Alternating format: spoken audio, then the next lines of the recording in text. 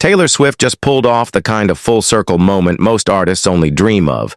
She now officially owns the master recordings of her first 6 albums, a feat reached after years of legal battles, emotional setbacks, betrayals, and relentless determination, the kind that defines pop legends.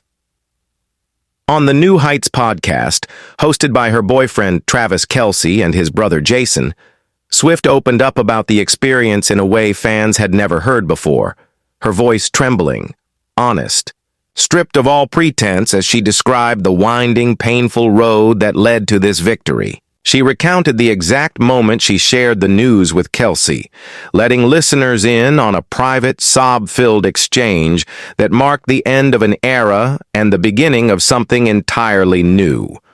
The world watched as the woman who once sang about teardrops on her guitar became the architect of her own redemption, leaving fans misty-eyed and cheering her on with renewed conviction. And then, as if the story needed another twist, Scooter Braun, the very figure at the center of Swift's years-long Masters controversy, made his own appearance, not on stage, but on a Los Angeles sidewalk, caught by TMZ just days after Swift's emotional podcast interview aired. When asked how he felt about Swift's retelling of her journey, Braun's answer was just 5 words. "I wish everybody the best." That's all he said. No elaboration, no shade, just a quiet, almost anticlimactic end to what had once been one of music's loudest public feuds. It was a simple sentence, yet it seemed to carry the weight of years, headlines, and broken trust between 2 of the industry's most powerful figures, and it felt like the final period on a story that had consumed pop culture since 2019. Back.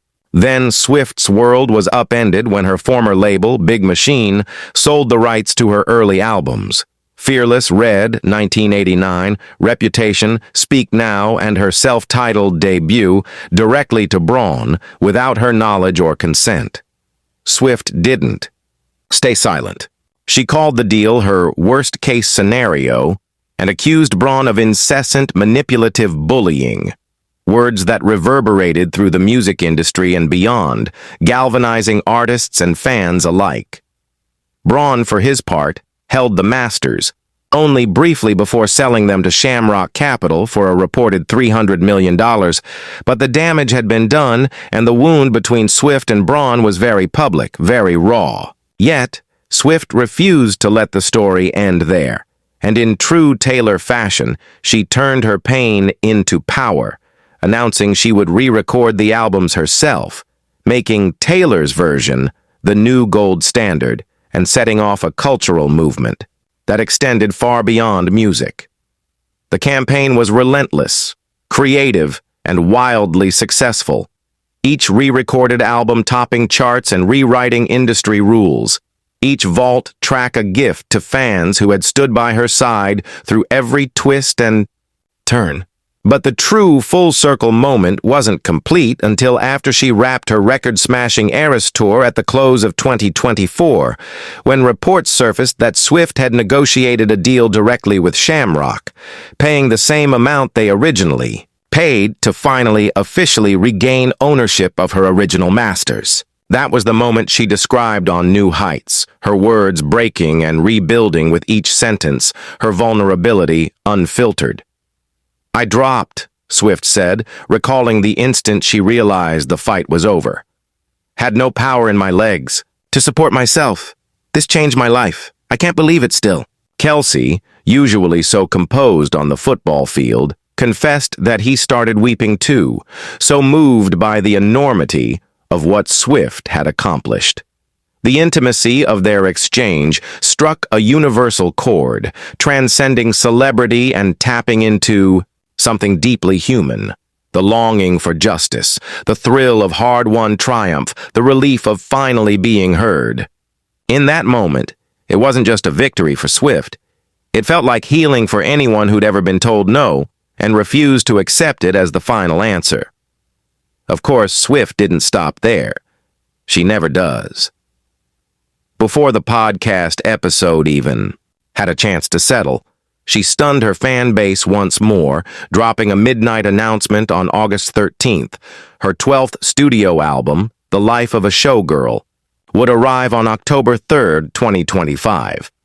Swifties barely had time to process the master's news before they were swept up in excitement for 12 new tracks, including a headline-grabbing collaboration with Sabrina Carpenter on the album's title song. The anticipation was immediate, the speculation endless, the energy electric. Feathers, glitter, legacy era. Swift had never been more in control, more creative, or more herself, radiating the confidence of someone who'd not only survived the system, but redefined it on her terms. Subscribe for more stories like this. It's just getting good.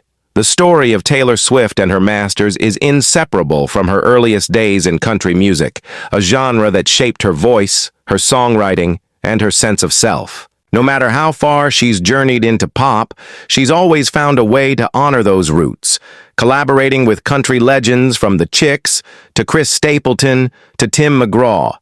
Each partnership a nod to the world that first embraced her. On C. Fearless, Taylor's version, Swift dove back into country with You All Over Me, a ballad that feels like a letter to her Nashville beginnings. Maren Morris lends gentle backing vocals, subtle and supportive, especially in the chorus and second verse, letting Swift's melody carry the weight of nostalgia and growth. The song is one of 6 from the Vault tracks, treasures unearthed from sessions gone by, each one a reminder of how far she's come and how fiercely she's fought for her voice. Every re-recorded album, every Vault track, every Easter egg-laden music video became another chapter in the saga, drawing fans deeper into the world she'd built brick by brick, lyric by lyric. As the days passed, even the most casual observers couldn't help but marvel at her resilience, her refusal to back down, her ability to turn heartbreak into anthems and setbacks into comebacks. Swift's journey wasn't just about contracts and copyrights. It was about reclaiming agency, rewriting narratives, and setting new standards for what artists could demand from the industry. The Eras Tour itself was a testament to her reach, a global phenomenon that shattered records and expectations, drawing millions of fans together under one glittering, confetti-strewn roof. Night after night, Swift took the stage with an energy that bordered on electric, cycling through costumes and personas with the same ease she wielded a pen, each set list a carefully curated trip through her musical history. Fans came from every corner of the world, teenagers screaming along to Love Story, parents dancing to Shake It Off, lifelong listeners wiping away tears during All Too Well. The sense of community was palpable, the feeling that everyone in the building was part of something bigger, something historic. And through it all, the master's saga lingered in the background, a reminder of the stakes and the scars, of how hard-won every note had been. When news broke that Swift had reached a deal with Shamrock, reactions ranged from disbelief to euphoria. After all these years, after all the drama and disappointment, she'd done it. She held the keys to her own kingdom at last.